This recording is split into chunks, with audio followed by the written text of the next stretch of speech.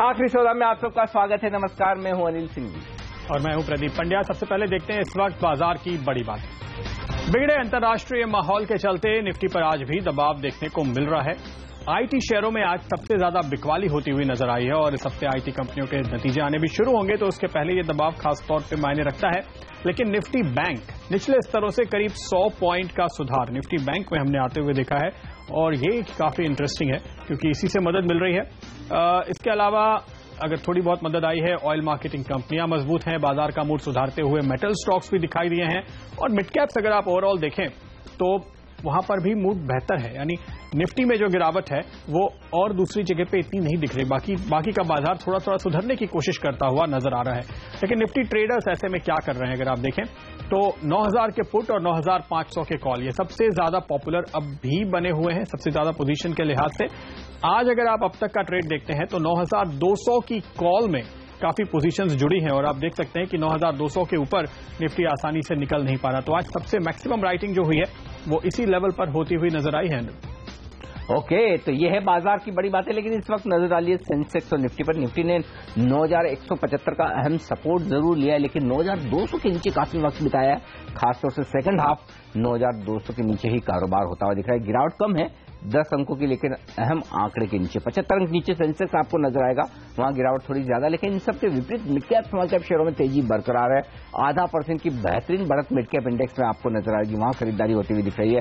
Bank Nifty भी 1/4% मजबूत है, यहां पर भी 60 अंकों की तेजी दिख रही है। लेकिन बैंक निफ्टी भी 21,500 के लेवल के आसपास ही काफी वक्त बिताता हुआ नजर आ रहा है, तो उसके ऊपर जाकर टिकना बैंक निफ्टी के लिए भी चुनौती है। तो कुल मिलाकर बड़ा इंटरेस्टिंग कारोबार है दिग्गजों में मिड कैप और बैंक निफ्टी में। तो आज इस शो में कहां होगी हमारी नजर? रिजल्ट सीजन शुरू होने से पहले किन सेक्टरों में बनेगा पैसा, एक्सपर्ट से जानेंगे। घरेलू फंड अभी कहां देख रहे हैं मौके? यूटीआई म्यूचुअल फंड के अजय त्यागी जुड़ेंगे हमारे साथ। इसके अलावा रोज की तरह कहां लॉन्ग करें और कहां शॉर्ट, बताएंगे आपको अब से कुछ देर बाद। निफ्टी पर कॉल 3 बजे और 3:15 बजे बीटीएसटी या एसटीबीटी। ओके, तो जो स्टॉक आज दिख रहे हैं एक्शन में, उन पर डाली जाए नजर। कहां से काफी कुछ खरीदारी या बिकवाली होती दिख रही है। बढ़ने वाले दिग्गजों में ऑयल मार्केटिंग कंपनियों के शेयर ही आज सबसे ज्यादा मजबूत नजर आ रहे हैं। एचपी, वीपी, आईओसी ये सब मजबूत है। लेकिन निफ्टी में भारतीय इंफ्राटेल और Tata Motors, DVR, yes bank जैसे दिग्गजों में भी अच्छी खरीदारी। यस बैंक में मोतीलाल ओसवाल की तरफ से रिपोर्ट 2100 के पार लक्ष्य आते हुए इसका असर दिख रहा है। लेकिन कमजोर हाउसिंग फाइनेंस कंपनियां हैं, आईबुल हाउसिंग, एचडीएफसी जैसे शेयर कमजोर है। एशियन पेंट्स और इन्फोसिस में भी नुकसान आज के सेशन में देखने को मिलेगा। लेकिन कुछ मिड कैप शेयर बेहतरीन प्रदर्शन करते हुए आर्चीज दमदार तेजी के साथ, एबी मनी यहां पर अच्छी खरीदारी होती हुई दिख रही है। लगभग सर्किट के आसपास के लेवल्स आए थे यहाँ पर भी। मार्क्सन फार्मा के लिए अच्छी खबर और स्टॉक में तेजी है 7% की। पीटीसी इंडिया फाइनेंस और एनआईटी टेक खबर, एनआईटी लिमिटेड यहां पर सीईओ के छोड़ने की खबर के चलते यहां पर दबाव देखने को मिल रहा है। लेकिन हाल ही की लिस्टिंग बड़ी कमाल करती हुई दिख रही है। शंकरा बिल्डिंग आज फिर से दमदार प्रदर्शन करता हुआ ये शेयर 12% का बड़ा उछाल। और एवेन्यू सुपरमार्ट यानी कि डी मार्ट में भी लगातार दूसरा सेशन फिर से नई तेजी का 800 रुपए पर पहुंच चुका है एवेन्यू सुपरमार्ट। ये स्टॉक भी जबरदस्त सेक्शन में। मजबूती वाले शेयर पर नजर डालिए, Jindal, world wide, Swift, Hindustan composite. इसकी आज बोर्ड बैठक है। बोनस, डिविडेंड और स्टॉक स्प्लिट पर विचार किया जाएगा। तो यानी कि सब कुछ एक साथ आने वाला है आज हिंदुस्तान कंपोजिट में। और स्टॉक में देखिए 300 रुपए से ज्यादा की तेजी बनी हुई। वहीं मधुकौन प्रोजेक्ट, सुनील हाईटेक जैसे शेयर भी है मजबूत। कमजोर शेयरों में किर्लोस्कर, शोभा लिमिटेड जहां प्रोमोटर्स ने 4% से ज्यादा की हिस्सेदारी शुक्रवार को बेची थी, दबाव में। आरकोम आज फिर से दबाव में, लेकिन पेपर के शेयर आज तेजी में दिख रहे हैं। आप देख सकते हैं वेस्ट कोस्ट, मालू, जेके पेपर, ओरिएंट जैसे शेयर आज मजबूती के साथ कारोबार कर रहे हैं। कुछ एक एनबीएफसी चुनिंदा खरीदारी के मूड में, GIC housing finance, Gem, Motilal Oswal, Cholamandalam और बजाज फिनसर्व ये वो शेयर हैं जहां पर आज के सेशन में प्रदीप आपको दिखेगी खरीदारी। बिल्कुल, और आइए चार्ट पे नजर डालते हैं। आज बाजार में जो मजबूती हमने बनते हुए निचले स्तरों से देखी है, जो सपोर्ट मिल रहा है, उसके पीछे सबसे बड़ी वजह तो बैंक ही है। निफ्टी में लगातार कमजोरी बनी हुई है, लेकिन निफ्टी बैंक अगर आप देखें तो यहां पर हमने एक अच्छी रिकवरी आते हुए देखी है। और इसके पीछे जो वजह रही, हमने देखा है निफ्टी को हाल के दिनों में। ये निफ्टी बैंक के चार्ट आपके सामने है। पिछले करीबन 8-10 सेशन के ऊपर 21,700 के आसपास हमने निफ्टी को बराबर अटकते हुए देखा है और नीचे की तरफ जो लोअर लेवल पे इंपॉर्टेंट लेवल बनता था वो 21,400 का बनता था। अगर ये लेवल आज हमने तोड़ दिया होता तो यहां से और भी ज्यादा गिरावट के फिर शायद यहां से 250-300 पॉइंट नीचे के टारगेट बन जाते, लेकिन हमने इस लेवल को होल्ड किया है और यहां से जो थोड़ी मजबूती आती हुई दिखी है, रिकवरी आती हुई दिखी है, 101 पॉइंट के आसपास हम सुधरे हैं निचले स्तरों से, उसका फायदा मिलता हुआ। और इनफैक्ट अगर आप देखें तो ऑसिलेटर्स भी यहां पर सपोर्ट करते हुए नजर आ रहे हैं, जो ऊपर की तरफ सवाल उठा रहे थे, लेकिन यहां पर कहीं ना कहीं सपोर्ट मिलने के, थोड़ा ओवरसोल्ड होने के बाद एक बाउंस के संकेत कम से कम निफ्टी बैंक में दिखाई दिए हैं। अब ये कहां तक जाता है ये देखने वाली बात होगी। करीब 21,560-70 के आसपास ऊपर की तरफ पहला टारगेट है या रुकावट है, वहां तक आज पहुंच पाते हैं कि नहीं हम, ये तो देखना होगा। लेकिन निफ्टी बैंक की तरह ही निफ्टी पर अगर हम नजर डालें तो ये रुख जो है यहां पर इसने थोड़ा नीचे की तरफ ले लिया ऐसा लगता है। आप देख सकते हैं एक डाउनवर्ड स्लोपिंग चैनल में कहीं आता हुआ, और आज जो ये सपोर्ट लिया है इसने, ये बहुत ही इंटरेस्टिंग है क्योंकि कई नजरिए से इंपॉर्टेंट टारगेट बनता था। ये जो डाउनवर्ड स्लोपिंग ट्रेंड लाइन देख रहे हैं आप, चैनल देख रहे हैं, उसके लिहाज से भी ये टारगेट इंपॉर्टेंट था, रिट्रेसमेंट्स के लिहाज से भी ये टारगेट इंपॉर्टेंट था, और एक इंपॉर्टेंट पिवट पॉइंट भी था। तो बहुत सारी चीजें यहां पर जुड़ी और उसके साथ ही साथ ये थोड़ा ओवरसोल्ड होने लगा था। तो इन सारी चीजों ने मिल करके निफ्टी को अटकाया है। अब आज नहीं लगता कि यहां पर हम फिर नया लो बनाएंगे, लेकिन उछाल कहां तक आता है ये देखने वाली बात होगी। और किसी भी उछाल में ऊपर की तरफ आप देख सकते हैं, चूंकि ये नीचे की तरफ अब चैनल बनाता हुआ नजर आ रहा है, तो 9,220 के आसपास इसके लिए भी रुकावट होगी। तो ये लेवल आप ध्यान में रख सकते हैं निफ्टी के लिए किसी भी उछाल में। लेकिन आज ओवरऑल ब्रॉड मार्केट निफ्टी से थोड़ा बेहतर नजर आ रहा है, ये खास बात है। हमारा फियर एंड ग्रीड मीटर आपको बताता है कि बाजार का कुल मिलाकर क्या रुख है, और ये देखिए निफ्टी कमजोर दिख रहा हो और फेयर एंड ग्रीड मीटर 59 पे पॉजिटिव दिखाई दे रहा है। तो ये कह रहा है बाजार में पैसे आ रहे हैं, निफ्टी स्टॉक्स में नहीं आ रहे, या निफ्टी के दिग्गज बड़े वजन वाले स्टॉक्स में नहीं आ रहे, थोड़े कम वजन वाले शेयरों में आ रहे हैं। अनिल, ऐसा लगता है? बिल्कुल, और निफ्टी सेंसेक्स के बाहर ही एक्शन है, लेकिन कई सारे मिड कैप्स हैं जो एक्शन में है, तेजी और मंदी दोनों ही तरफ। तो उन्हीं पर राय ली जाए, कहां करें शॉर्ट पोजीशन, कहां बनाएं लॉन्ग पोजीशन, ये तमाम सवाल लेते हैं हम राहुल से। राहुल, एक स्टॉक कमजोरी की तरफ, टोरेंट पावर 3% नीचे और ओपन इंटरेस्ट 11% बढ़ता हुआ, शॉर्ट करने का मौका है इसे? आई थिंक अनिल जी, बिल्कुल शॉर्ट किया जा सकता है। स्टॉक कंटिन्यूसली फॉलिंग नाइफ जैसे देखने को मिला है हमने, तो मैं मानता हूं कि स्टॉक 210 तक आ सकता है इजीली। तो अभी भी मेरे ख्याल से 230 के स्टॉप लॉस से शॉर्ट करने की सलाह रहेगी। ओके, शॉर्ट किया जाए इस स्टॉक को, ये राय है राहुल की। लेकिन कई सारे स्टॉक्स ऐसे हैं जो मजबूती की तरफ भी इशारा कर रहे हैं, खासतौर से अदानी एंटरप्राइजेस देखिए 2.5% मजबूत है, 11% अदानी एंटरप्राइजेस में भी ओपन इंटरेस्ट बढ़ा है। इस स्टॉक पर क्या राय है आपकी, क्या तेजी करेंगे? आई थिंक अदानी एंटरप्राइज के देखेंगे तो एंटायर पैक में अच्छे खासे मोमेंटम बिल्ड देखने को मिला है, अदानी एंटरप्राइज के अदानी ट्रांसमिशन पोर्ट वगैरह। तो मैं मानूंगा कि इसमें भी अच्छी खासे लॉन्ग बिल्टअप है, तो लॉन्ग करके चल सकते हैं। मेरे ख्याल से 3 से 4% का आपको अभी भी यहां से भी मिल सकता है, ऐसा मेरा मानना है। ओके, और इस बीच एक और स्टॉक जो बड़ा एक्शन में दिख रहा है वो है टीवीएस मोटर्स, 1.5% मजबूत है, 12% ओपन इंटरेस्ट यहां पर बढ़ा है। लॉन्ग पोजीशन बनने के संकेत तो है, इन लेवल्स पर खरीदा जाए इसे? अनिल जी, एक ही टू व्हीलर स्टॉक्स में जो आउट परफॉर्मेंस देखने को मिल रहा है हम लोग ने लास्ट 15 दिन से, वो है टीवीएस मोटर के अंदर। और जिस तरह से स्टॉक्स 52 वीक हाई के आसपास भी कारोबार कर रहा है, अच्छे लॉन्ग्स बने हुए हैं, तो स्टॉक्स में डेफिनेटली लॉन्ग्स किया जा सकता है। 462 का स्टॉप लॉस रखिए, मेरे ख्याल से 500 तक का लक्ष्य आराम से क्रॉस कर सकता है। ओके, सुजलॉन एनर्जी पे अगर आपकी नजर हो, ये देखिए नया फिर से शामिल हुआ है बहुत सालों के बाद, और काफी तगड़ी पोजीशन बन रही है तेजी की तरफ। आई थिंक प्रदीप जी, सुजलॉन के अंदर भी मेरा व्यू पॉजिटिव है। जिस तरह से हमने ओपन लॉन्ग्स बिल्टअप देखने को मिले स्टॉक के अंदर, कंसोलिडेशन से बाहर आता हुआ देख रहा है, तो मुझे लग रहा है कि जब तक ये 17.5 के नीचे बंद नहीं आता है, लॉन्ग्स अनवाइंड नहीं करनी चाहिए। ऊपर में 21 तक का लक्ष्य देखने को मिल सकता है सुजलॉन के अंदर। ओके, सुजलॉन के अलावा टायर स्टॉक्स पर आपसे राय लेना चाहता हूं। अपोलो वगैरह, सीएट में थोड़ी तेजी की पोजीशंस बनती हुई दिख रही है, पसंद है आपको खासतौर से अपोलो? आई थिंक अपोलो मेरा फेवरेट नहीं रहा है उसको एंटायर पैक के अंदर। मैं मानूंगा कि सीएट के अंदर लॉन्ग बिल्टअप किए जा सकते हैं। अभी भी मुझे लग रहा है कि सीएट भी 50 वीक हाई के आसपास कारोबार कर रहा है, लॉन्ग बिल्टअप है, पोजिशनली भी लॉन्ग किया जा सकता है। तो 1360 के स्टॉप लॉस से सीएट लॉन्ग करे, 1440 का लक्ष्य आ सकता है। आरकॉम में शॉर्ट देखते हैं क्या? प्रदीप जी, ये स्टॉक कंटिन्यूसली मेरे ख्याल से नेगेटिव ही रहा है, कुछ इनरिस्पेक्टिव ऑफ द मार्केट 52 एक हाई हो मार्केट या लो, तो स्टॉक कंटिन्यूसली नेगेटिव ही रहा है। तो मेरे ख्याल से शॉर्ट किया जा सकता है स्टॉक के अंदर, और 32-33 के लेवल फिर से वापस देखने को मिल सकते हैं आरकॉम के अंदर। भारतीय इंफ्राटेल खरीदेंगे आप? 3% मजबूत है 358 पर, और 9% ओपन इंटरेस्ट बढ़ा है इसमें। अनिल जी, अगेन ये स्टॉक बहुत ही अच्छा प्रदर्शन दिया है लास्ट 15 दिनों के अंदर। हमने 280 का लो देखा और वहां से कंटिन्यूसली अपमूव देखने को मिला है स्टॉक के अंदर, और लॉन्ग से बिल्टअप देखने को। आज वापस 355 के ऊपर जो आते ही मुझे लग रहा है 375 के ये स्टॉक लेवल देखने को मिल सकता है। तो स्टॉप लॉस 346 का लगाइए और 375 का लक्ष्य रखिए। ओके, ये सलाह है फिलहाल आपके लिए। अगला स्टॉक जो मुझे यहाँ पर काफी एक्टिव दिखाई दे रहा है वायदा कारोबार में, वो है DLF। तेजी की पोजीशन बन रही है, क्या लगता है आपको? I think overall real estate pack के अंदर मिक्स व्यू रहा है, लेकिन DLF आउट परफॉर्मेंस जरूर देखने को मिला है लास्ट कपल ऑफ सेशन के अंदर। तो DLF में भी मेरी ध्यान तेजी का ही है। जब तक ये 148 के नीचे बंद नहीं आता है तो लॉन्ग किया जा सकता है। 165 तक का लक्ष्य देखने को मिल सकता है।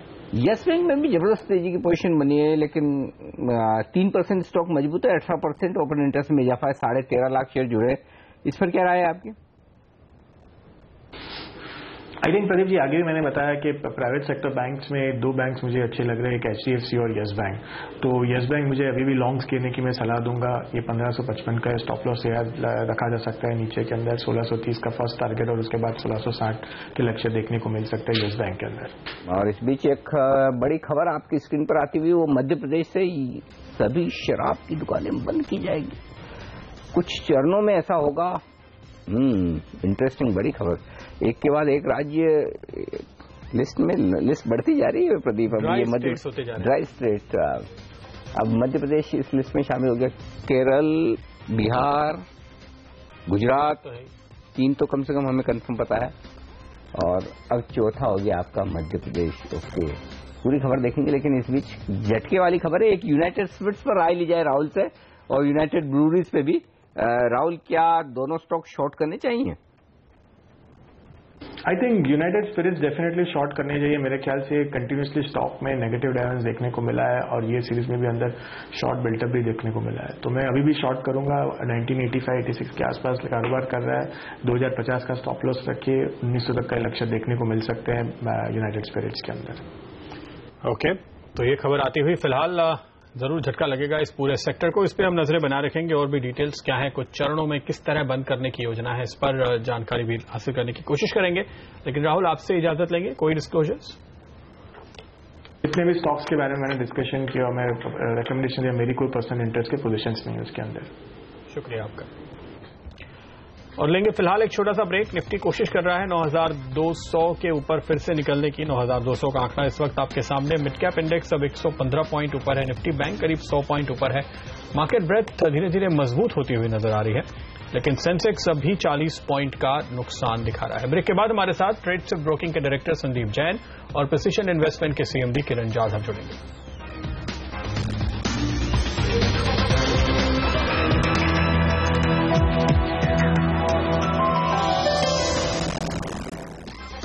स्वागत है आपका एक बार फिर। और बाजार इस वक्त देखिए 9200 पे फिर से अटकते हुए निफ्टी दिखाई दे रहा है। निफ्टी बैंक करीब 107 पॉइंट ऊपर। मार्केट रेट अब धीरे धीरे और मजबूत होती जा रही है। इंटरेस्टिंग बात है कि ब्रॉड मार्केट काफी स्ट्रांग दिखाई दे रहा है। आप देखिए पिछले घंटे भर के दौरान धीरे धीरे बढ़ने वाले शेयर्स की तादाद सुधर रही है और गिरने वाले शेयर्स थोड़े कम हो रहे हैं। इस वक्त ये पोजीशन काफी स्ट्रांग होती हुई, लेकिन निफ्टी और सेंसेक्स आप देखते हैं तो वहां पर दबाव बना हुआ है। खास तौर पर निफ्टी के बाहर के स्टॉक्स में हम इस वक्त एक्शन बढ़ते हुए देख रहे हैं। ये साफ तौर पे दिखाई दे रहा है। कुछ एक स्टॉक्स जिनमें अच्छी खासी तेजी देखने को मिली है पिछले कुछ मिनटों के दौरान, और मजबूती बढ़ती हुई दिखाई दी है। OBC आप देख सकते हैं काफी हद तक तेजी की पोजीशन यहां पर बन रही है। इंटरग्लोब एविएशन और जेट, इनफैक्ट एविएशन स्टॉक्स काफी मजबूत होते हुए नजर आए। तो एक के बाद एक सेक्टर्स शेयर्स ढूंढने की कोशिश जारी है। हमारे साथ अब जुड़ रहे हैं ट्रेडशिप ब्रोकिंग के डायरेक्टर संदीप जैन और प्रिसिशन इन्वेस्टमेंट के CMD किरण जाधव। स्वागत है आप दोनों का ही। संदीप, क्या सलाह दे रहे हैं आप ऐसे में अपने क्लाइंट्स को? देखिए इंडेक्स कमजोर दिख रहा है और ब्रॉड मार्केट तो मजबूत है। बिल्कुल, देखिए ये एक बहुत ही अच्छी सिचुएशन होती है मिड कैप्स और स्मॉल कैप्स के लिए, और कहीं ना कहीं इस टाइप की सिचुएशन ये रहती है कि ब्रॉडर मार्केट्स तो जनरली जो निफ्टी स्टॉक्स है अब वो रिजल्ट्स का इंतजार कर रहे हैं, कहीं ना कहीं रिजल्ट्स आने के बाद वहां पे बड़ी चाल आएगी, और निफ्टी में भी और सेंसेक्स में भी। बट अब ऐसा लगने लगा कि ये टाइम करेक्शन लेगा कहीं ना कहीं, और चूंकि थोड़े जियोपॉलिटिकल टेंशंस भी है तो बहुत आराम से मार्केट में बड़ी तेजी नहीं भी आ सकती है। बट स्मॉल कैप्स और मिड कैप्स सर्टेनली अट्रैक्टिव लगने लगे हैं। जो सस्ते वैल्यूएशंस वाले स्टॉक्स थे और जो कि सितंबर अक्टूबर के बाद वाले उन लेवल्स पे अभी चल रहे हैं, उन टाइप के स्टॉक्स पे मार्केट की नजर। और मुझे ऐसा लगता है कि जो ब्रॉडर मार्केट में जो तेजी दिख रही है वो एक अच्छा साइन है कि कहीं ना कहीं मार्केट्स में कोई बहुत बड़ा करेक्शन मुझे नहीं दिख रहा है। 9050 9100 एक अच्छा लेवल होगा जहां पे हो सकता है कि बाइंग आएगी, और 9300 9350 ये एक रेंज है जिस रेंज में मार्केट रहेगा इस सेटलमेंट में कहीं ना कहीं। और बाकी मुझे ऐसा लगता है कि बिल्कुल स्टॉक स्पेसिफिक एक्शन आगे भी देखने को मिलेगा, और स्टॉक स्पेसिफिक स्ट्रेटेजी के साथ काम करना चाहिए मार्केट में। ओके, तो स्टॉक स्पेसिफिक स्ट्रेटेजी रखे, वो कौन से स्टॉक्स है जहां पर खरीदारी बिकवाली करनी चाहिए, मैं पूछूंगा आपको थोड़ी देर में संदीप जी। लेकिन किरण जी ये बताएं, निफ्टी पर आज क्लोजिंग के लिए आज से क्या लेवल अहम है? किसके ऊपर क्लोज हो तो आप कहेंगे कि अभी तक हम सेफ हैं, घबराने की जरूरत नहीं? 9170 आज सवेरे मॉर्निंग कॉल में भी मैंने यही लेवल कही थी। 9170 बहुत अहम है, अगले एक दो ट्रेडिंग सेशंस बहुत वोलेटिलिटी दिखेगी। 9170 on the lower side and 9250 on the higher side, ये बैंड रहेगा। इसके ऊपर नीचे एक ट्रेंड डिसाइसिव मूव आएगी, उसके बीच में हमें चॉपीनेस देखने को मिलेगा, और ये बहुत अच्छी बात है कि चॉपीनेस आनी चाहिए। अगर चॉपीनेस आती है तो वीकर सेक्शन है वो निकल जाएगा, स्ट्रॉन्गर सेक्शन एंटर करेगा। और जैसे अभी प्रदीप जी बात कर रहे थे कि नीचे से बहुत अच्छा ट्रैक्शन देखने को मिल रहा है, टोटल नंबर ऑफ बढ़ने वाले शेयर्स बहुत ज्यादा है, तो ये हमें पता चल रहा है कि नीचे से बहुत अच्छी बाइंग देखने को मिल रही है। तो 9250 के ऊपर मैं एग्रेसिवली बाय करने की सलाह दूंगा, पर सपोर्ट्स के तौर पे 9170 देखने का इंपॉर्टेंट लेवल रहेगा। अच्छा ये बताइए, सब लोगों का 9170 ही क्यों आ रहा है स्टॉप लॉस की? ऐसा क्या है 9170 में? अनिल जी, जब ये मार्केट ऊपर जा रहा था तो बहुत बार 9170 को रेजिस्टेंस ले रहा था, और ये अगर जब निकला तो बहुत बड़ी गैप से निकला था। तो ये जो गैप फॉर्मेशन है 6-7 दिन पहले वाला, वो गैप बहुत अच्छा सपोर्ट देगा। ऊपर में क्या हुआ, 2-3 बार एक hammer kind of candlestick pattern देखने को मिले थे, इन्हीं लेवल से एक अच्छी पुल बैक हमें देखने को मिली थी। तो इन ऑल 9170 बहुत इंपॉर्टेंट सपोर्ट बनता है। ओके, इस बीच थोड़ी देर पहले जो खबर आई थी संदीप कि मध्य प्रदेश में सारी शराब की दुकानें बंद होगी, उसका इम्पैक्ट एक बार फिर से देखिए। रेडिको खैतान करीब 8% टूटा है खबर आने के बाद, यूनाइटेड स्पिरिट्स 5% टूटा है, यूनाइटेड ब्रूअरीज करीबन 2.5% टूटा है, जीएम ब्रूअरीज करीबन 2% के आसपास टूटता हुआ ये भी नजर आएगा। और ये सारा का सारा आप सेक्टर अगर आप देखें तो काफी तेजी से गिरावट देखने को मिली है। क्या लगता है आपको, इन तमाम स्टॉक्स में जो भी पोजीशन हो, क्या तुरंत काटने की सलाह देंगे जिस तरह एक के बाद एक बुरी खबर आ रही? देखिए ये खबरें आती रहेगी। इनफैक्ट गुजरात स्टेट था पहला, और फिर उसके बाद हर स्टेट ने ये कहीं ना कहीं एक होड़ लगा ली कि ये बैन करें, और हाईवेज वाला भी मसला है। तो सर्टेनली रेगुलेशंस तो आ रहे हैं, जिस तरीके से सिगरेट में भी आईटीसी को अफेक्टेड होते हुए देखा था कि ओवर रेगुलेटेड है और जरूरत से ज्यादा रेगुलेशंस कर रहे हैं, जो कि मुझे ऐसा लगता है कि रेगुलेशंस का सर्टेनली इंपैक्ट पड़ता है, बट इतना भी नहीं पड़ेगा कि लोग उसका सेवन करना छोड़ देंगे। मुझे ऐसा लगता है कि हो सकता है अपने अपने एडजस्टमेंट्स लोग कर लेते हैं और कहीं ना कहीं से मैनेज भी करेंगे।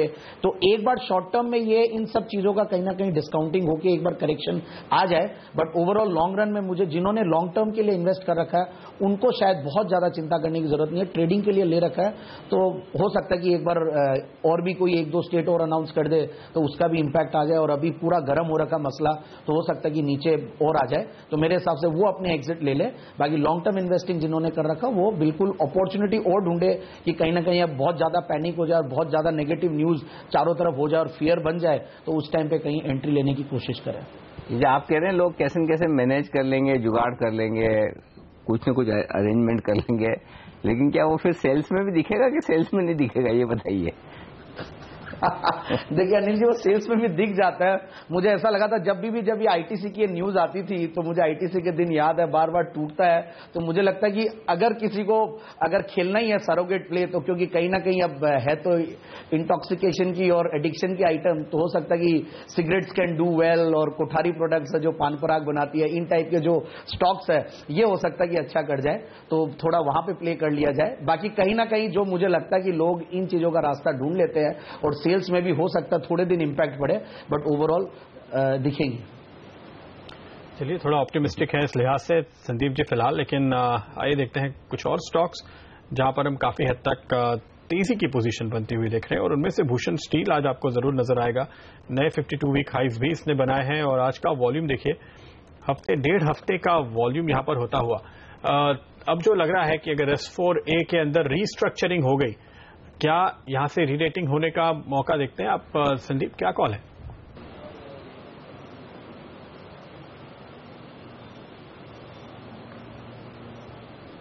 संदीप जी,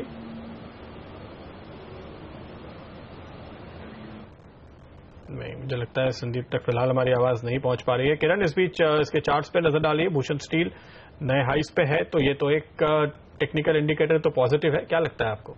बिल्कुल, बहुत ही अच्छा टेक्निकल इंडिकेटर पॉजिटिव ही है, और 61-62 एक इम्पोर्टेंट रेजिस्टेंस था जो कि निकल गया है। नेक्स्ट रेजिस्टेंस के तौर पे जो लेवल नजर आता है वो करीबन 84 का पहला है, और उसके बाद 94 का है। तो ये दो लेवल्स नेक्स्ट टारगेट के लेके मान के चलना चाहिए। जो वॉल्यूम्स हमने देखने को मिल रहा है बहुत ही अच्छे वॉल्यूम्स है, कंसिस्टेंटली डिमांड दिखाई दे रहा है पिछले कई दिनों से। एक इसके पहले जनवरी सीरीज में बहुत अच्छी मूव आई थी, उसके बाद 2 महीने का 3 महीने का कंसल्टेशन, ये बहुत इंपॉर्टेंट था, और आज वापस एक बार ये मूव कंटिन्यूएशन पैटर्न में दिखाई दे रही है। तो ये टारगेट जो मैंने कहे 84, 92, ये लेवल्स बिल्कुल देखने को मिल जाने चाहिए। ओके, संदीप, अगर आपको अब मेरी आवाज आ रही हो, भूषण पे आपका क्या व्यू है? ओके, कहीं ना कहीं प्रदीप जी देखिए, मैं जिस तरीके की बैलेंस शीट और जिस तरीके की कंपनी है, इन सब पे बहुत ज्यादा बेरिश हूं पहले से ही, और मुझे ऐसा लगता है कि ठीक है, ये सारी कंपनियों में कहीं ना कहीं ये हो सकता है कि ये टेक ओवर टारगेट्स बन जाए और दूसरे जो बड़ी कंपनियां वो लोग इनको टेक ओवर कर ले। बट अदरवाइज मतलब मैं बहुत कीनली ट्रैक भी नहीं करता, और मुझे अगर स्टील सेक्टर में जाना ही है तो मेरे पास सेल है, टाटा स्टील मुझे अट्रैक्टिव लगता है इन लेवल्स पे, और फिर अगर इन टाइप के स्टॉक्स है तो ऐसा लगता है कि जैसे कि मोनेट इस्पात है, वहां पे कुछ ऐसी बज चल रही है कि वो कहीं टेकन ओवर हो जाए, तो इन टाइप के स्टॉक्स पे ध्यान दे सकते हैं। बाकी JSW steel, Tata steel, SAIL, ये 3 फैंटास्टिक आइडियाज है, और कहीं ना कहीं बाय ऑन डिक्लाइंस की रणनीति 3 स्टॉक्स में अपनानी चाहिए। और बाकी मेटल्स ओवरऑल लगता है कि आगे परफॉर्म कर सकते हैं, तो वहां पे बेस मेटल्स में नाल्को अच्छा लगता है। अच्छा, इसी में मेटल्स पे बात चल रही थी, संदीप जी ये बता दो जरा, अपना टाटा स्पंज 16% भाग गया, आज जबरदस्त वॉल्यूम के साथ तेजी हो रही है। आज तो इस स्टॉक में देखिए 850 के बेहद करीब हो गया है। 10 दिनों का एवरेज वॉल्यूम है 5 लाख शेयरों का, आज हो गया 29 लाख शेयर ऑलरेडी। क्या हो रहा है इस काउंटर में?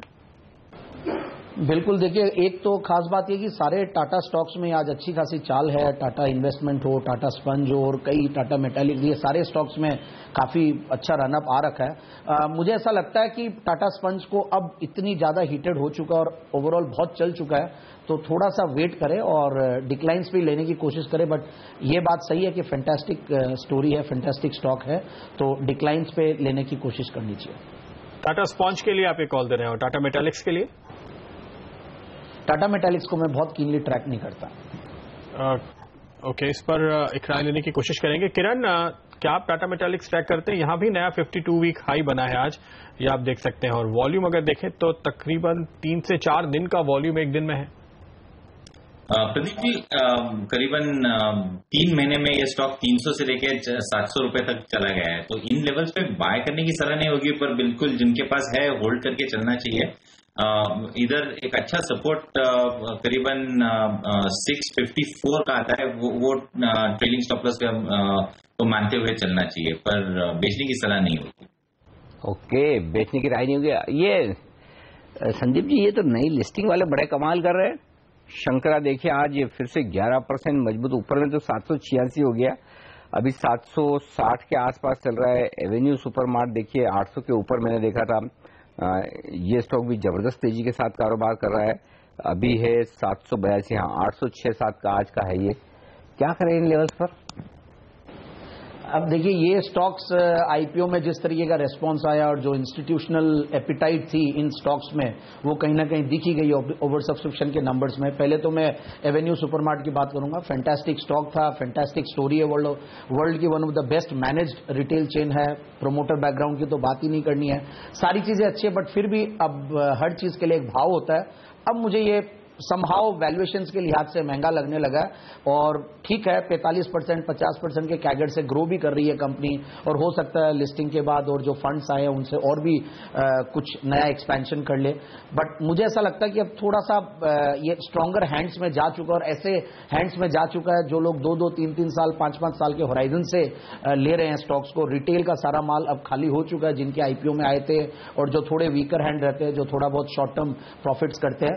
तो इन टाइप की स्टोरीज मार्केट में बहुत आई है पहले भी, और मेरे हिसाब से। और शंकरा की अगर बात करें तो वो भी अब मुझे महंगा लगने लगा। बिल्डिंग प्रोडक्ट्स में और भी बहुत सारे प्रोडक्ट्स, हालांकि ठीक है वो लोग रिटेलिंग में है, अच्छा मॉडल है, अच्छा प्रोमोटर बैकग्राउंड है, क्वालिफाइड टेक्नोक्रेट्स है, बट स्टिल आई फील कि नई एंट्री नहीं लेनी चाहिए। दूसरी अपॉर्चुनिटीज बहुत है, mid cap ideas, small cap ideas, जो कि सस्ते वैल्यूएशंस पे 10, 12, 15 के P मल्टीपल्स के नीचे और इस रेंज में है, वहां पे ध्यान देना चाहिए।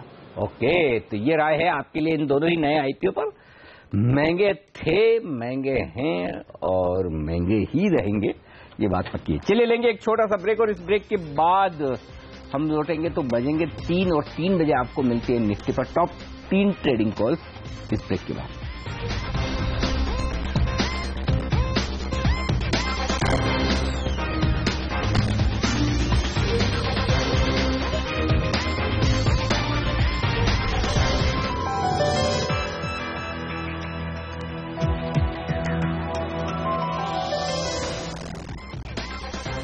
निफ्टी का वक्त हो रहा है, लेकिन एक बार आईटी स्टॉक्स पे नजर डालिए। इन्फोसिस देखिए, आईटी इंडेक्स भी देखिए, क्योंकि गार्टनर ने एक फोरकास्ट दिया है अभी, जो दुनिया भर में आईटी पर होने वाले खर्च का अनुमान था वो 2.7 से घटाकर 1.4 आधा कर दिया इन्होंने 2017 के लिए। और ये बहुत ही बुरी खबर है आईटी स्टॉक्स के लिए, क्योंकि इन सभी पर बहुत ही तेज मार पड़ेगी। निफ्टी आईटी इंडेक्स आप देख सकते हैं दिन के लोस पर आ गया है।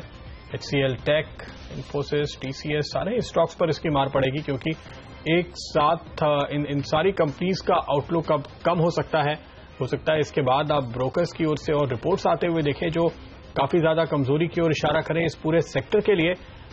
संदीप, क्या लगता है आपको? देखिए, ये बात तो सही है कि डिमांड वैसे कम होने की उम्मीद भी थी, और जिस तरीके से नई टेक्नोलॉजीज भी आ रही है तो कई कंपनियों के पास अगर वो इक्विप्ड नहीं है तो वैसे भी प्रॉब्लम थी। बट हालांकि अपने अगर इंडिया की 4-5 ये जो बड़ी कंपनियां हैं वो लोगों ने अपने पोर्टफोलियोज अच्छे बना रखे हैं। बट ये जो रिपोर्ट है सर्टेनली अब देखना पड़ेगा कि कितना सही जाता है, बट ओवरऑल काफी बड़ा प्रेडिक्शन है ये, एंड लेट्स सी। बट मुझे ऐसा लगता है कि डॉलर का इंपैक्ट सर्टेनली पड़ा है, क्योंकि रूपी काफी स्ट्रांग हुआ है, उसका भी इंपैक्ट है। ये भी नेगेटिव न्यूज आ गई है और ऑलरेडी करेक्टेड है। बट एक साथ में एक चीज और है कि ये बहुत जबरदस्त क्वालिटी की कंपनीज है, चारों पांचों जो भी ये बड़ी हेवी वेट्स है इंडियन आईटी कंपनीज, और जिन वैल्यूएशंस पे ये आ चुके हैं तो ये वैल्यूएशंस काफी अट्रैक्टिव हो जाते हैं। तो थोड़ा वेट करें। नेगेटिव न्यूज से जब बहुत गिरा हुआ रहता है तो अगेन मैं कहता हूं कि चारों तरफ फियर रहता है, और उस टाइम पे मौका ढूंढने की कोशिश करें। नीचे आए तो हो सकता है कि नेक्स्ट जो बड़ी चाल आए निफ्टी में इन्हीं टाइप के स्टॉक से आए, भले वो FMCG हो या IT हो, जो अभी नहीं चल रहे हैं थोड़े बहुत। तो मुझे लगता है कि थोड़ा वेट करें। इस न्यूज का सर्टेनली इंपैक्ट तो पड़ा, और जो कि आज इंडाइसेस में दिख भी रहे हैं। निफ्टी में भी इंपैक्ट आया और IT इंडेक्स भी लो पे है। सो आई थिंक एक करेक्शन तो आएगा। ओके, तो ये है राय आपके लिए, और बच चुके हैं 3, और ये वक्त है निफ्टी की BTST या फिर STBT कॉल्स लेने का। और सबसे पहली हमारी आज की एक्सपर्ट हैं सिमी भौमिक.com की सिमी भौमिक। कहने की निफ्टी खरीदिए 9175 के स्टॉप लॉस के साथ, बिल्कुल वहीं पर है निफ्टी इस वक्त। 2-4 पॉइंट ऊपर नीचे स्टॉप लॉस ट्रिगर होगा नहीं होगा, ये सवाल है। चलिए, लेकिन लीजिए इन लेवल के आसपास चाहिए तो थोड़ा सेफ रहने के लिए 9170 पर लगा लीजिए स्टॉप लॉस। ऊपर का टारगेट जो बनेगा 9240, 9255 अगले 2 दिनों के लिए। ओके, अगला कॉल है रवि सिंह की ओर से, SMC ग्रुप ऑफ कंपनीज के रवि सिंह। सेल कॉल दे रहे हैं निफ्टी पे 9245 का, स्टॉप 9120 के टारगेट 2 दिनों में आने की है इन्हें उम्मीद। किरण, आपके कॉल। मेरा भी लॉन्ग जाने का नजरिया है।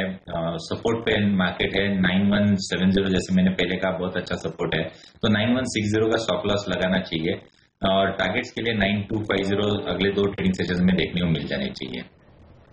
ओके, और वागले साहब हमारे साथ हैं। वागले साहब 9120 का टारगेट सुबह रखे थे निफ्टी पर, बरकरार है, शॉर्ट ही है ना? अनिल जी नहीं, अगर आना था तो आज ही आना चाहिए था।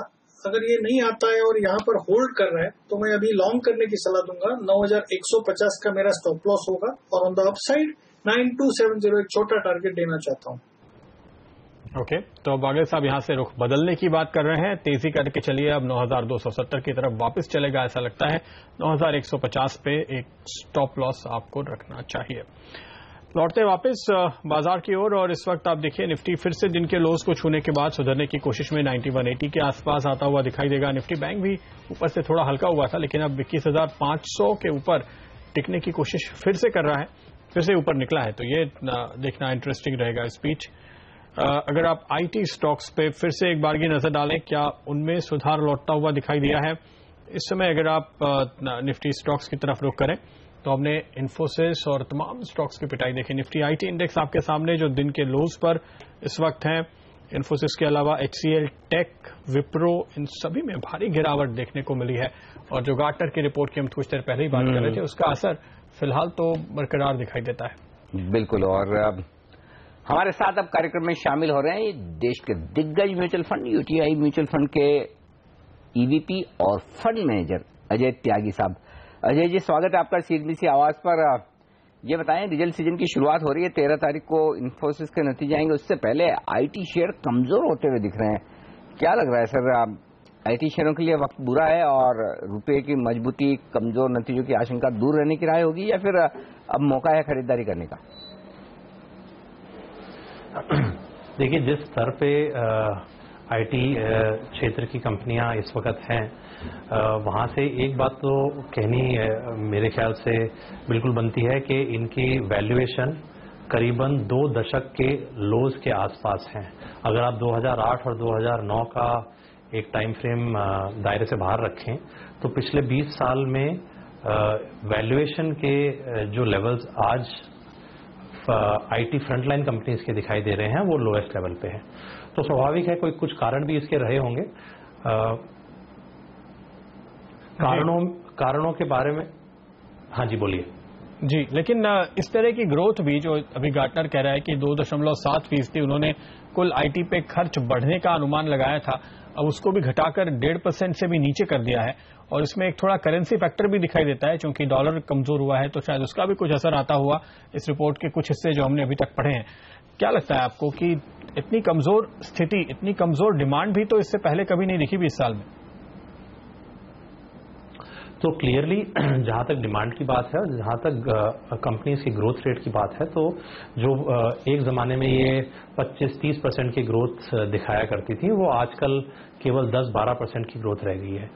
अब इसमें अगर आप करेंसी की बात करें तो अगर आप इसको थोड़ा ब्रेक डाउन करके देखें तो जिस तरह से यूरो डॉलर की तुलना में गिरा है पिछले 12 महीनों में, आप उसको मान के नहीं चल सकते कि ये एक ट्रेंड है और ये आने वाले सालों में भी दिखाई देगा। इनफैक्ट ये रिवर्स भी हो सकता है और शायद हमारा तो ये अंदेशा है कि रिवर्स होगा।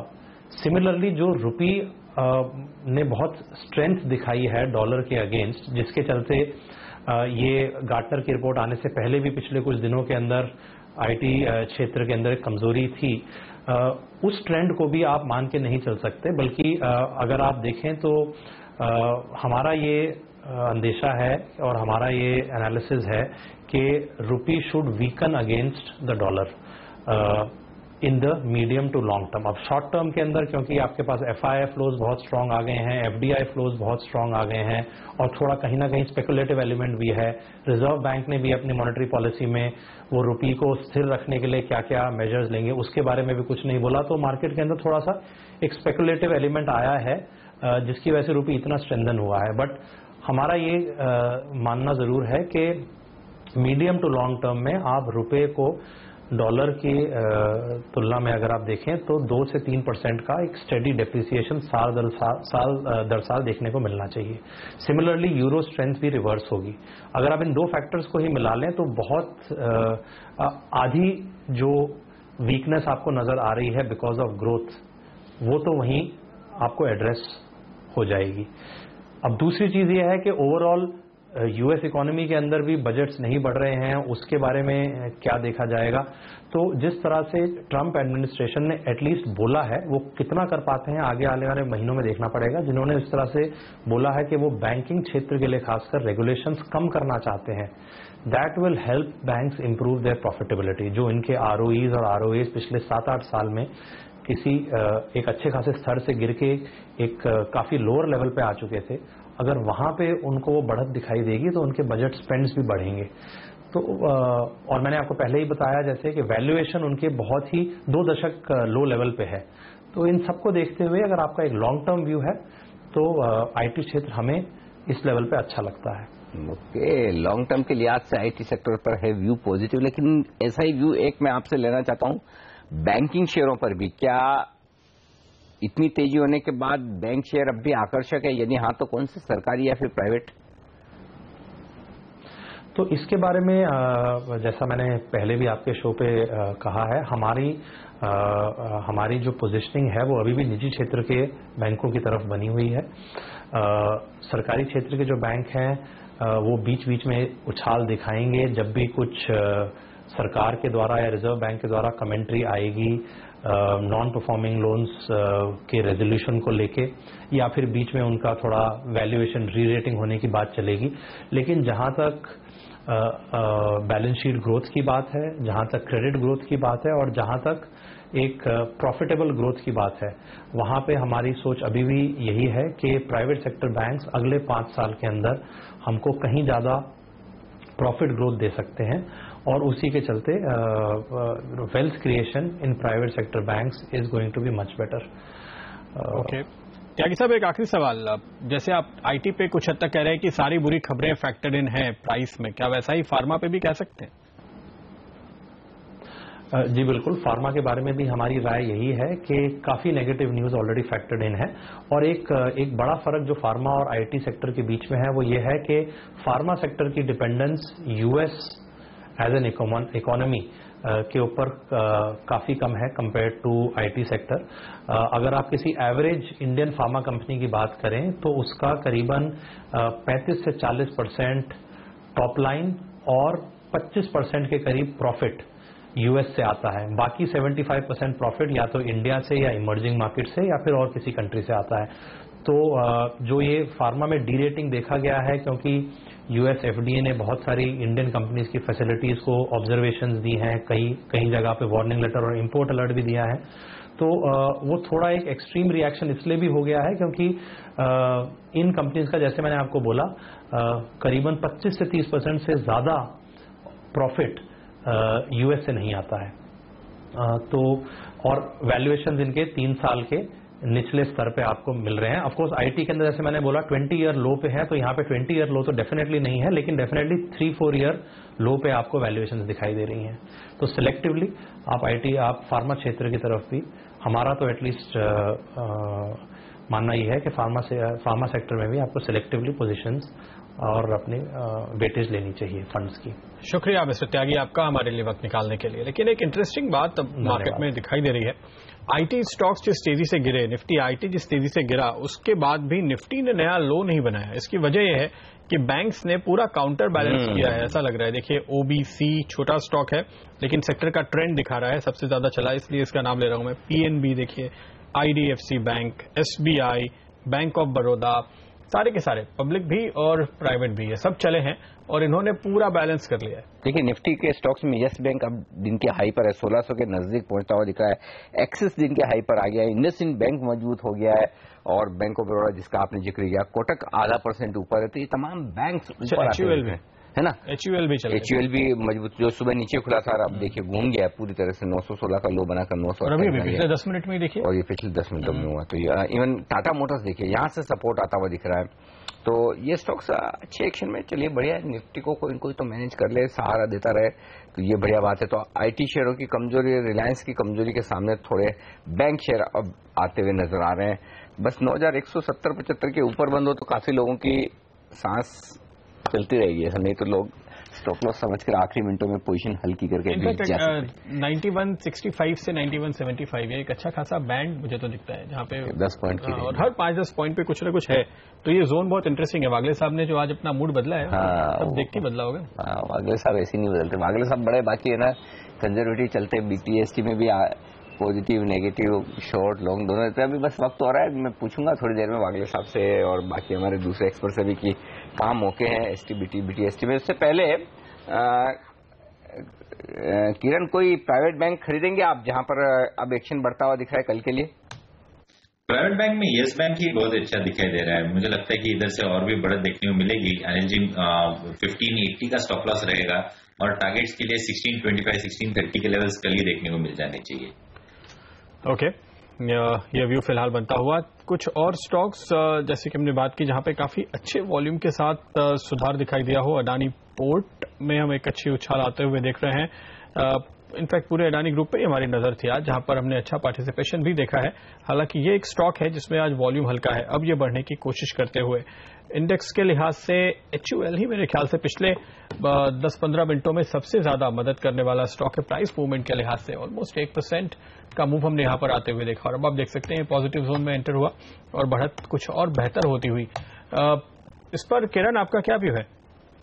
HUL को मुझे लगता है कि पॉजिटिव बायस तो है ही, और हमारे टारगेट्स HUL पे जो बहुत इंपॉर्टेंट लेवल्स है वो करीबन आते हैं करीबन 945 से लेकर 950। प्रदीप जी, जो 2015 जनवरी और मार्च के टॉप्स है और फिर उसके बाद अगस्त 2016 के टॉप्स है, अगर ये सारे के सारे ज्वाइन कर दे तो ये ट्रेंड लाइन वैल्यू आती है। ये ट्रेंड लाइन वैल्यू बहुत इंपॉर्टेंट रेजिस्टेंस का काम करेगी, और उसमें एक और चीज है कि 800 का एक बेस भी बना हुआ है। तो एकदम लॉन्ग टर्म चार्ज देखते हैं, वीकली चार्ज देखते हैं और कंप्रेस करके देखते हैं तो एक अच्छा कंसोलिडेशन देखने को मिलता है। जहां पे हमने देखा था 2013 से लेके 2015 तक एक वर्टिकल रैली देखने को मिली थी। अभी टाइम करेक्शन खत्म हो गया और इसके 950 के ऊपर चलता है तो इस कंटिन्यूएशन पैटर्न का ब्रेकआउट दिखाई देगा। तो इसके टारगेट भी बहुत स्ट्रांग दिखाई देंगे। तो ये भी एक सेक्टर रहेगा जिसके ऊपर इन्वेस्टर्स की नजर रखनी चाहिए।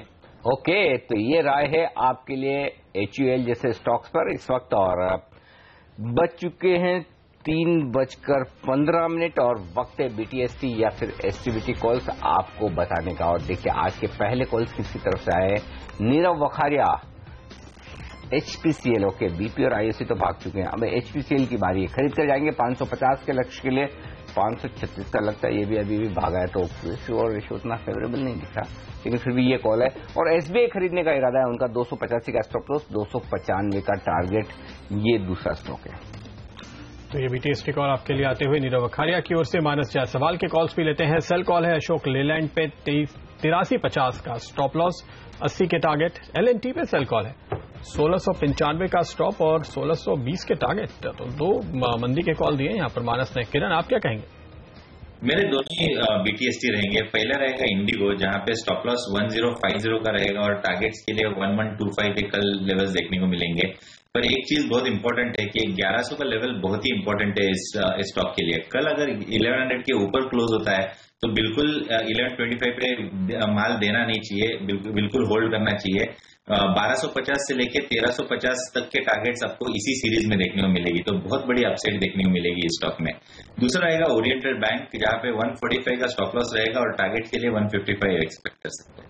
ओके, तो ये राय है आपके लिए खरीदारी करने के लिए। आज से बताएं वागले साहब, क्या है आपके पास BTST STBT? अनिल जी, मेरे दोनों BTST है। मैं समझता हूँ मार्केट बॉटम होना चाहिए तो दोनों लॉन्ग करके चलूंगा। पहला होगा ग्रासिम, जिसमें मोमेंटम दिख रहा है, एक फ्रेश हाई बना रहा है, ब्रेकआउट आया है, क्लियर कट वॉल्यूम्स भी है। इसको 1084.50 के स्टॉप लॉस से बाय करें, आधा 1% का रिस्क, और अपसाइड में मुझे लगता है 1107 का टारगेट कल मॉर्निंग में दिखना चाहिए। दूसरा होगा एस्कॉर्ट्स, जिसमें मोमेंटम दिखता है, स्टॉप लॉस होगा 542, टारगेट होगा 564। ओके, तो बीटीएसटी कॉल आते हुए ज्यादातर बाई कॉल्स ही आए हैं हमारे आज बीटीएसटी के, लेकिन एसटीबीटी भी खासतौर पे मानस ने आज सुझाया है। इस बीच चाहिए देखें कुछ और स्टॉक्स जहां पर पिछले कुछ मिनटों में हलचल रही है। अडानी ग्रुप में हमारी नजर थी, यहां पे अडानी ट्रांसमिशन पे नजर डालिए। 12 लाख शेयर्स का ट्रेड हुआ है पिछले 10-15 मिनटों के अंदर और एक तेज उछाल इस स्टॉक में आता हुआ नजर आ रहा है। किरण, इसके चार्ट क्या कहते हैं? शानदार चार्ट पैटर्न है, पर 65 का ब्रेकआउट लेवल था, अभी 94 पे ट्रेड कर रहा है और ये 65 to 94 ये सिर्फ 5 या 6 दिन में चला गया है। तो अभी इन लेवल्स पे तेजी करने की सलाह नहीं होगी। ट्रेलिंग स्टॉप जिनके पास है उन्होंने ट्रेलिंग स्टॉप लॉस लगाना चाहिए। ट्रेलिंग स्टॉप लॉस भी थोड़ा सा डीप डाउन है क्योंकि 5 दिन में इतनी बड़ी मूव आई है, तो मेरा ट्रेलिंग स्टॉप लॉस अभी 84 के लेवल पे रहेगा। ओके, तो ये है अदानी ट्रांसमिशन में पिछले कुछ मिनटों की तेजी 17%। बड़ा एक्शन आया है, अच्छी तेजी होती हुई दिख रही है इन तमाम काउंटर्स पर। चलिए, थोड़ी तेजी अब एविएशन स्टॉक्स में फिर से आती हुई दिख रही है। जेट देखिए 2.5-3% मजबूत है, इंटरग्लोब, स्पाइस जेट, ये तीनों स्टॉक आपके सामने रखे जाएं। इंटरग्लोब 5% मजबूत है, क्या बात है।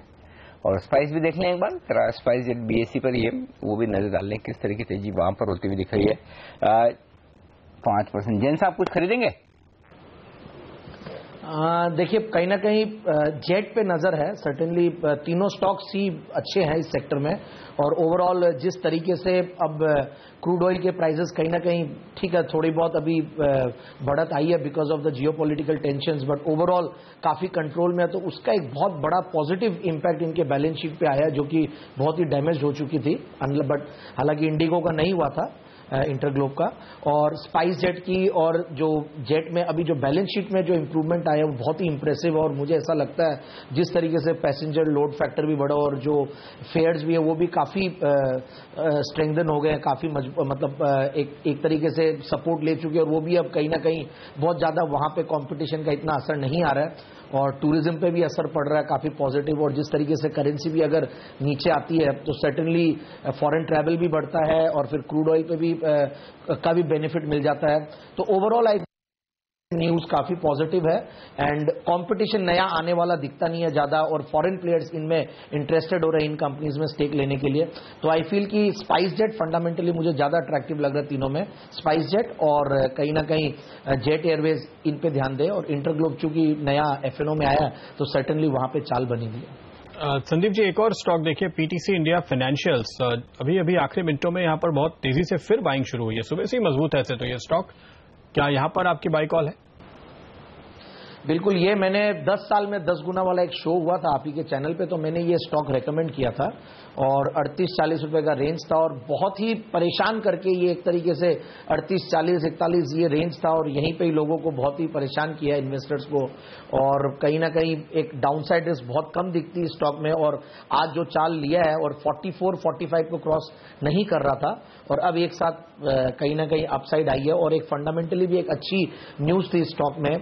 इन्होंने कोई एक पर्टिकुलर स्टेक अपनी सेल की थी, और ओवरऑल मुझे ऐसा लगता है कि जिस तरीके से सरकार का भी पावर सेक्टर पे फोकस है, और कुछ कहीं ना कहीं कुछ न्यूज ऐसी आने वाली लगती है पावर सेक्टर को लेकर, बिग बैंग अनाउंसमेंट्स, तो हो सकता है ये सारे स्टॉक्स चले, और वैल्यूएशंस के लिहाज से सस्ता है।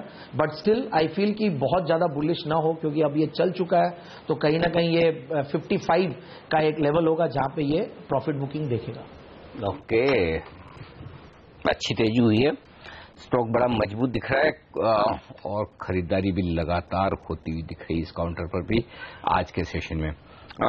अदानी ग्रुप के तमाम शेयर भी काफी मजबूत है। अदानी एंटरप्राइजेज, अदानी पावर सुबह से मजबूत था, अदानी पोर्ट भी अब इस लिस्ट में शामिल होता हुआ दिख रहा है। 2-2% तीनों मजबूत है। अगर इन तीनों में से कोई एक खरीदना हो, किरण कौन सा खरीदेंगे आप?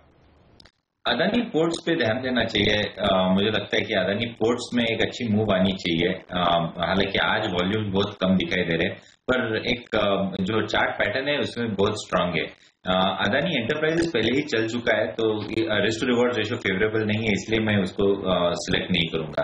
पर अगर अभी अदानी पोर्ट्स की बात करें तो इसका स्टॉप लॉस रहेगा करीबन 347 का, 353 के करीब ट्रेड कर रहा है। टारगेट्स के लिए हम एक्सपेक्ट करेंगे 365 लेवल्स अगले एक हफ्ते 1.5 हफ्ते में के अंदर। ओके, बजाज फाइनेंस पे इस बीच नजर डालिए अगर आप, तो 9 लाख शेयर्स कुल मिलाकर यहां ट्रेड हुए हैं सुबह से अब तक, और इनमें से करीबन 4 लाख शेयर्स पिछले 15-20 मिनटों के अंदर ही आए हैं, और ये आप देख रहे हैं ऑल टाइम हाइज लगातार फिर से नए बनते हुए बजाज फाइनेंस के लिए। संदीप जी, क्या कॉल है आपकी? क्या ये स्टॉक तो ऐसा क्वालिटी स्टॉक है, नॉन स्टॉप चले ही जा रहा है, इसकी मार्केट कैप बढ़े जा रही है, और अभी भी मुझे ऐसा लगता है कि जिस तरीके का इनका मार्केट बना हुआ है, ब्रांच नेटवर्क बना हुआ है और क्लाइंट बेस बना हुआ है, और इनफैक्ट सेम क्लाइंट्स को वापस से दूसरे तरीके से भी लोन्स अगर ये देते रहते हैं तो भी इनकी ग्रोथ बहुत जबरदस्त आती है। तो मुझे ऐसा लगता है कि बजाज फाइनेंस समाव एक ऐसा स्टॉक है जो कि पोर्टफोलियो में एक तरीके से शोभा बढ़ाता है, और जिन्होंने ले रखा है वो तो बिल्कुल बेचने की ना सोचे, और जिनको लेना है अब वो बहुत बढ़ चुका तो थोड़ा बहुत अब करेक्शन का वेट करें। कई बार मार्केट्स में जब ब्रॉडर करेक्शन आते हैं तो इन टाइप के स्टॉक्स पे नजर बनाए रखें और अपने लेवल्स पे आए तो वहां पे खरीदें। बट ओवरऑल आई फील कि ये स्टॉक एक बहुत बड़ी स्टोरी है, लॉन्ग टर्म स्टोरी है, बिल्कुल इसमें बने रहना चाहिए। और ये लीकर शेयर तो पिटते ही जा रहे हैं। यूनाइटेड स्पिरिट्स 7% नीचे हो गया, 1900 के भी नीचे ट्रेड कर रहा है। अब 1894 बड़ी जबरदस्त मार पड़ी है इस स्टॉक पर भी। आरकॉम 4% कमजोर हो गया। यूनाइटेड ब्रूवरीज 3% नीचे है, यहां पर फिर से तेज गिरावट होती हुई दिख रही है। तो ये तमाम शेयर काफी कमजोर हैं। आरकॉम, वागले साहब, इसके चार्ट पर क्या रहा है? 4% कमजोर है, शॉर्ट करना चाहिए?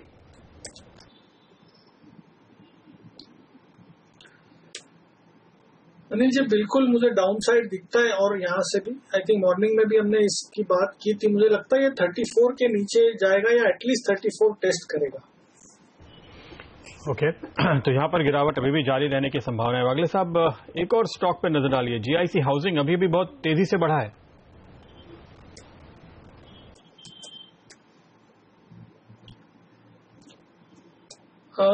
प्रदीप, अभी ले नहीं सकते, निकल गया। आई थिंक ब्रेकआउट लेवल मेरे लिए 400-390 ये था, वहां से भी ये 100 रुपए की मूव आई है।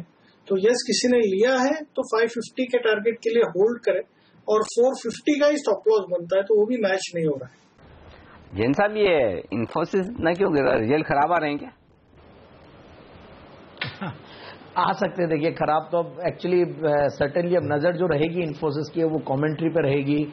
एक तो कॉर्पोरेट गवर्नेंस के इतने ज्यादा इस बार इश्यूज आ गए हैं, तो सर्टेनली उस पर भी क्या मैनेजमेंट अपना कमेंट्री देता है। बाकी 2020 का प्लान भी है सिक्का साहब का, काफी एग्रेसिव मैनेजमेंट है वैसे, बट रूपी का भी एक मार्जिन पे इम्पैक्ट पड़ेगा। सो लेट्स सी, बट मुझे ऐसा लगता है कि जैसा भी आए, बट कहीं ना कहीं अब ये सपोर्ट लेंगे ये स्टॉक्स, और बाइंग आएगी, और मेरे हिसाब से कहीं ना कहीं मौका लेने का ही ढूंढना चाहिए स्टॉक्स में।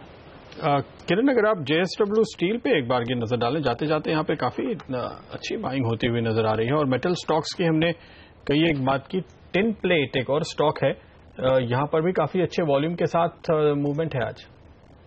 पहले जेएसडब्ल्यू स्टील के बारे में बात करेंगे। इसका एक बहुत अच्छा सपोर्ट करीबन 195, 196, 197 लेवल्स का है। इसके नीचे मैं जाते हुए नहीं देख रहा हूं, और वैसे भी जो मोमेंटम पिछले हफ्ते हमने देखा था इस स्टॉक में, करीबन 180 से लेके 200, 204, 205 का हाई लगाया था, बहुत ही अच्छे वॉल्यूम्स के साथ था। छोटा सा करेक्शन आने के बाद वापस एक बार स्टॉक ने यू टर्न ले लिया है।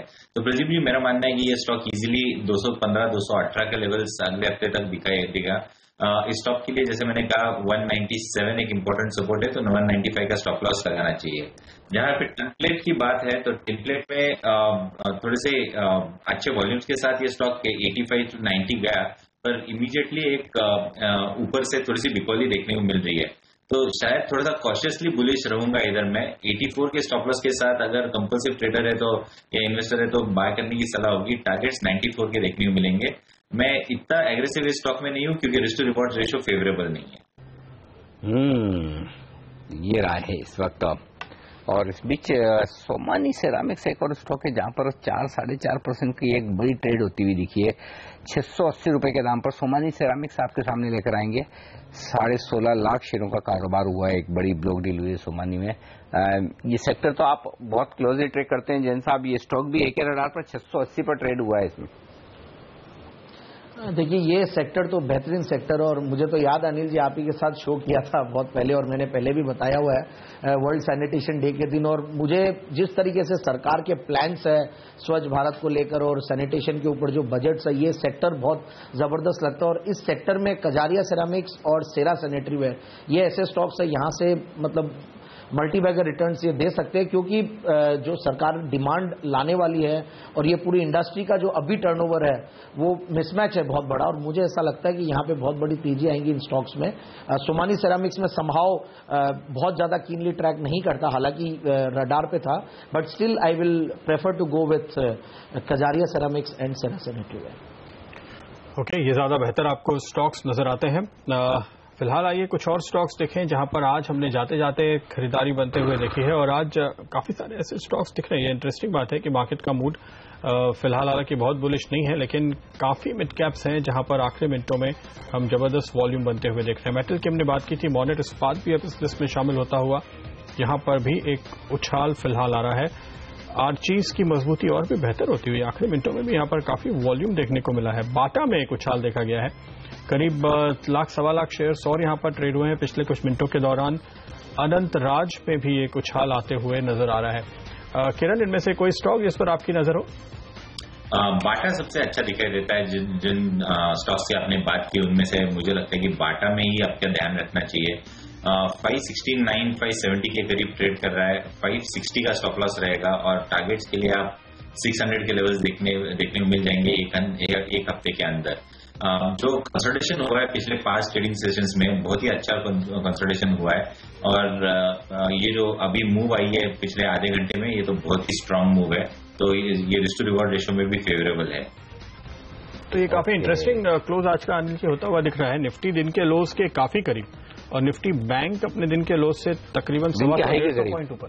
हाँ, बैंक निफ्टी दिन के हाई के करीब। और इंटरेस्टिंग बात ये है प्रदीप की 21,500 पर बैंक निफ्टी में पुट और कॉल दोनों में ओपन इंटरेस्ट हाईएस्ट बना हुआ है एक ही स्ट्राइक प्राइस पर और उस स्ट्राइक प्राइस के ऊपर बंद हो रहा है। इसका मतलब साफ है कि बैंक निफ्टी में तो तेजी की पोजीशन बनने के साफ संकेत। और कल आज सुबह हम बात कर भी रहे थे वागले साहब की और कि हम बैंक निफ्टी ज्यादा बेहतर दिख रहा है। वागले साहब, चूंकि आप निफ्टी पर तो आपने BTST कॉल दे दिया, अगर निफ्टी और बैंक निफ्टी दोनों में से एक पूछूं, अब 30 सेकंड ही बचे, फटाफट बता दीजिए क्या बैंक निफ्टी खरीदना ज्यादा सेफ है?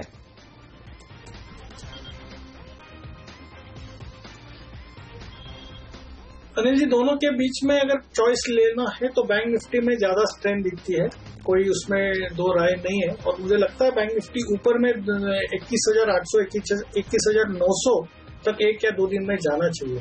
क्या बात है, वेरी नाइस। तो निफ्टी भी पीछे नहीं रहेगा फिर। हाँ, अगर 9,275 के ऊपर फिर निफ्टी भी निकाल के नया हाई बनाएगा, पूरी संभावना है, क्योंकि बचा कितना है 100 ही पॉइंट वहां से। और अगर बैंक निफ्टी को 300-400 पॉइंट चलना है तो ये तो फिर होगा ही।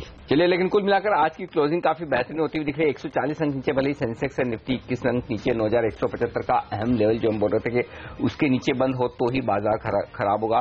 लो पॉइंट पर बंद जरूर हो, लेकिन उसके नीचे नहीं, एग्जैक्टली उसी के आसपास बंद होता हुआ दिख रहा है। बैंक निफ्टी जरूर 21,500 के ऊपर की क्लोजिंग पॉजिटिव कही जाएगी। पूरा दिन भर मशक्कत करने के बाद फाइनली बैंक निफ्टी दिन के हाई पॉइंट के आसपास बंद होने में कामयाब होता हुआ दिख रहा है। और मिड कैप इंडेक्स में देखिए 0.5% की शानदार मजबूती होती दिख रही है।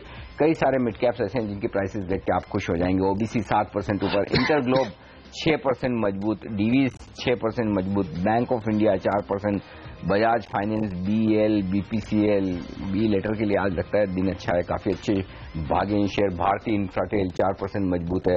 तो ये तमाम शेयर हैं जिन्होंने जोश भरा है मिड कैप इंडेक्स में। जेट एयरवेज को उसमें आप शामिल कर सकते हैं। एस्कॉर्ट्स 5% ऊपर है। तो जहां तेजी है, जहां खरीदारी, वहां तो जमकर है प्रदीप। बिल्कुल, काफी शानदार कहा जाएगा आज मिड कैप्स और स्मॉल कैप का परफॉर्मेंस। अगर आप दिन के आखिर में देखें, 5 में से 3 स्टॉक्स ऊपर हैं। मिड कैप इंडेक्स तकरीबन 85 पॉइंट या 0.5% ऊपर क्लोजिंग देते हुए। तो मिड कैप और स्मॉल कैप के लिए इतना बुरा नहीं था दिन, लेकिन निफ्टी पर आपने जरूर दबाव आते हुए देखा। सेंसेक्स और निफ्टी कमजोर होते हुए और बाद में IT शेयरों ने थोड़ा और मूड बिगाड़ दिया।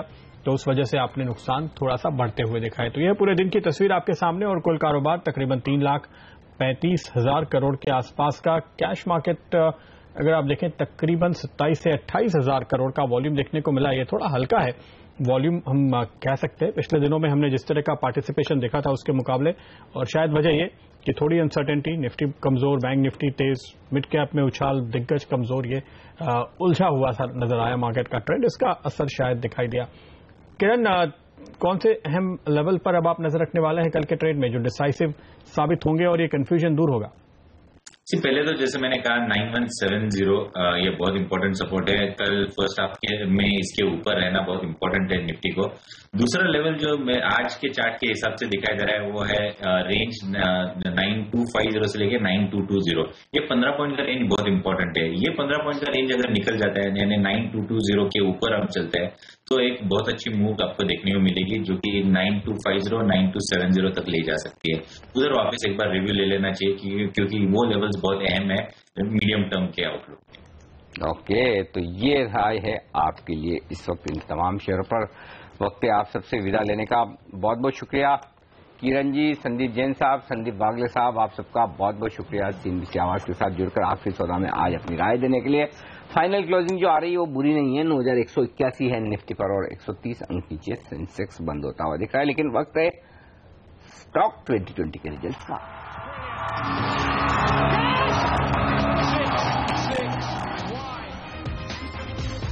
ओके, 5% ऐसे खराब बाजार में जबरदस्त कमाई की है नीरज की टीम ने और हेमंत ने भी 2.5% के रिजल्ट, जबकि मिड कैप इंडेक्स भी 0.5% ही भागा है। लेकिन कौन से शेयर भागे?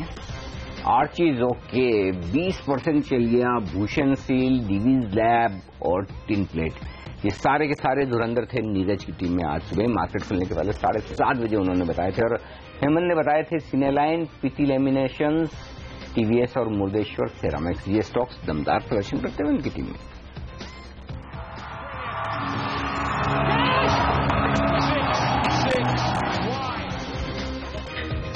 और फाइनली बेहद इंटरेस्टिंग ट्रेडिंग सेशन की समाप्ति, निफ्टी कमजोर क्लोज हुआ है लेकिन अहम लेवल के ऊपर, और वहीं बैंक निफ्टी और मिड कैप शेयरों में शानदार खरीदारी। आखिरी सौदा में आज के लिए इतना ही। एक छोटे से ब्रेक के बाद लेकर आएंगे मार्केट टॉप 20। नमस्कार।